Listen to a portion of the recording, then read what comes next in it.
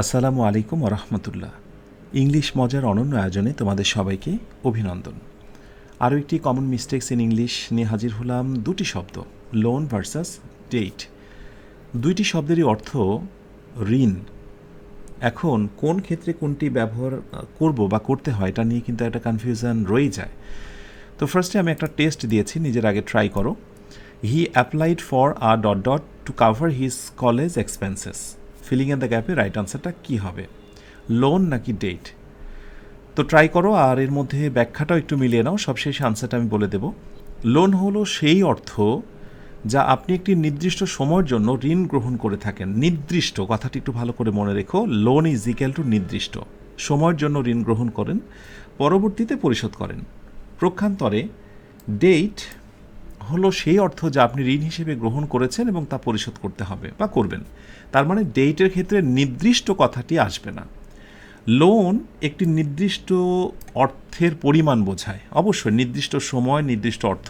প্রক্ষান্তরে date আপনার ঋণের মোট পরিমাণকে বোঝায়। অর্থাৎ লোনের একটা সমগ্র, একজন মানুষের অনেকগুলো লোন থাকতে পারে বিভিন্ন ব্যাংকে, সেগুলোকে সামগ্রিকভাবে ডেট বলা হয়।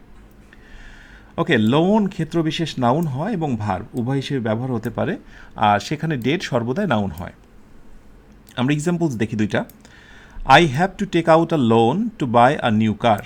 অর্থাৎ নতুন গাড়ি কেনার জন্য আমাকে ঋণ নিতে হবে। তার মানে এখানে আমরা লোন ইউজ করব, কারণ নির্দিষ্ট পরিমাণ টাকা নেব আমি নির্দিষ্ট সময়ের জন্য, অবশ্যই ব্যাংক থেকে গাড়ি কেনার জন্য। সো এখানে নির্দিষ্ট বা স্পেসিফিক কথাটি যেহেতু প্রাধান্য পেয়েছে বা অন্তর্নিহিত অর্থটাই তাই, সেজন্য আমি লোন নিয়েছি বা নিতে হবে। প্রক্ষান্তরে এই বাক্যটি খেয়াল করো, he is struggling to pay off his dates. তিনি তার ঋণ পরিশোধ করতে সংগ্রাম করছেন। তো এখানে আসলে ঋণের বিষয়টা কিন্তু বেসিকলি ওই রকমভাবে খোলাসা নয় যে নির্দিষ্ট পরিমাণ বা কিসের জন্য। তো বোঝাই যাচ্ছে হয়তো বা তার অনেকগুলো ঋণ রয়েছে, সামষ্টিকভাবে সেটাকে ডেটস বলা হচ্ছে। ক্লিয়ার?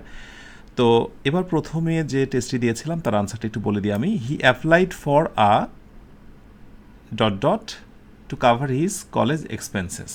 তো এখানে বেসিকলি লোন হবে, অর্থাৎ সে কলেজের এই ব্যয় মেটানোর জন্য সে একটা লোনের বা একটা ঋণের আবেদন করেছিল। তাহলে অবশ্যই কলেজের জন্য নির্দিষ্ট একটা টাকার পরিমাণ ছিল, নির্দিষ্ট সময়ের জন্য সে লোনটা নেবে এবং পে করবে। সো এইরকম নির্দিষ্ট ক্ষেত্র প্রমাণ হবার জন্যই বেসিকলি এখানে লোন হয়েছে। বাট মন থেকে বলো তো, প্রথমে যখন নিজেরা ট্রাই করেছিলে সম্ভব রাইট আনসারটা কী নিয়েছিলে, অবশ্যই কমেন্টে জানাবে। তো এই হলো বেসিকলি আজকের আয়োজন। ইনশাআল্লাহ পরবর্তী মজার কোনো এপিসোডে মজার কোনো কমন মিস্টেক্স ইন ইংলিশের আরও দুটি ওয়ার্ড নিয়ে কথা বলবো। তোমরা সবাই অনেক ভালো থেকো। আসসালামু আলাইকুম ওরহমতুল্লাহ।